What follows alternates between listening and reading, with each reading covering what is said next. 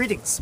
This is the man who pretends to be Charles Darwin, and I'm speaking to you from rural Oklahoma on a quiet Sunday morning in late winter. You see, I'm going to give you a message of hope today. A message of hope. You don't have to necessarily go to church to hear a message of hope, but rather you can find it from natural selection as well.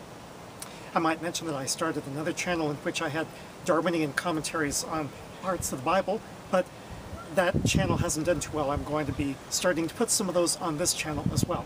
And I'm going to start with a message of hope from natural selection rather than from a pulpit. I'm going to tell you about the post oak tree. I have some acorns of the post oak tree. I carry them right next to my heart. Wait, where are they? Oh, there they are. Don't you carry acorns in your pocket? I do. And here they are. Now, the post oak tree, Quercus stellata, is one of the major trees of the forests that grow in rural southern Oklahoma. And post oak trees live for a very long time. Many of the post oak trees that are on the campus of the university and around town here in Durant have been around for over 100 years. They saw Oklahoma statehood.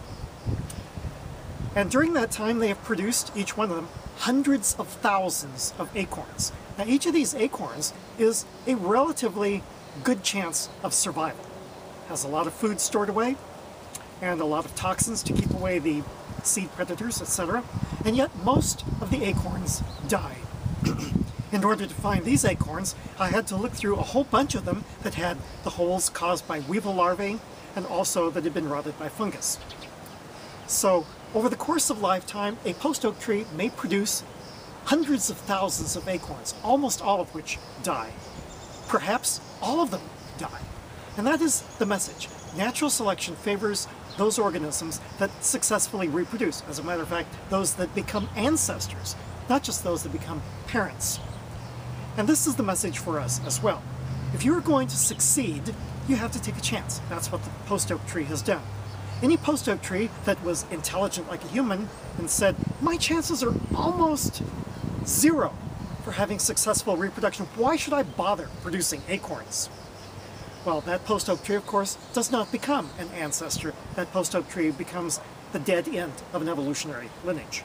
The only ones that survive, the only ones, well, actually they all survive, the only one that becomes successful in evolutionary terms is the one that produces acorns, hundreds of thousands of acorns, in the hope, perhaps even just the slight hope, that a few of them grow up to be post oak trees. That's a message for us to consider, the message of hope that comes from natural selection. To take a chance, because you don't know what may result from the efforts that you make in your life. Maybe nothing, but perhaps you will succeed.